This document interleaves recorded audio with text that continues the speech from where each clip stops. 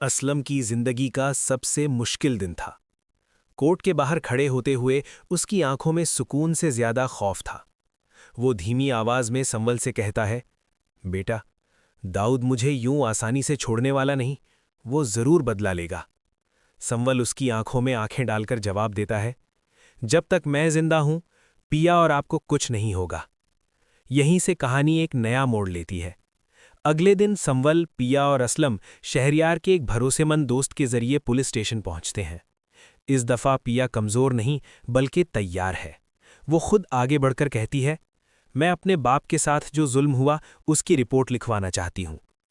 जैसे ही एफआईआर दर्ज होती है, खबर बिजली की तरह निसार तक पहुंचती है। निसार का फोन दाऊद के पास जाता है। सेठ, हालात बिगड़ गए हैं, केस दर्ज हो गया है, पुलिस किसी भी वक्त आ सकती है। दाऊद के चेहरे का रंग उड़ जाता है। दाऊद बैग पैक करता है, पासपोर्ट, डॉक्यूमेंट्स, पैसा सब तैयार। उसकी एक ही सोच, पाकिस्तान छोड़ दो अभी। मगर जैसे ही वो एयरपोर्ट की तरफ निकलता है, रास्ते में पुलिस की गाड़ी उसका रास्ता रोक लेती है।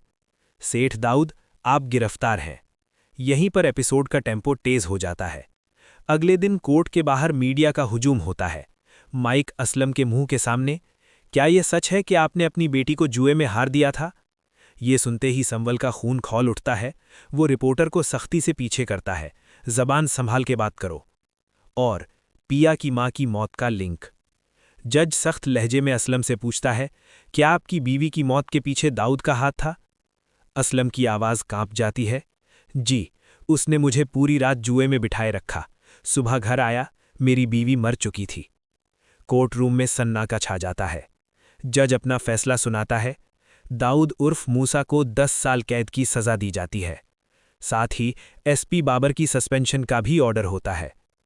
दाऊद टूट जाता है। वो असलम के कदम पकड़कर रोता है, मुझे माफ कर दो। मगर असलम मुंह फेर लेता है। पुलिस दाऊद को ले जाती है।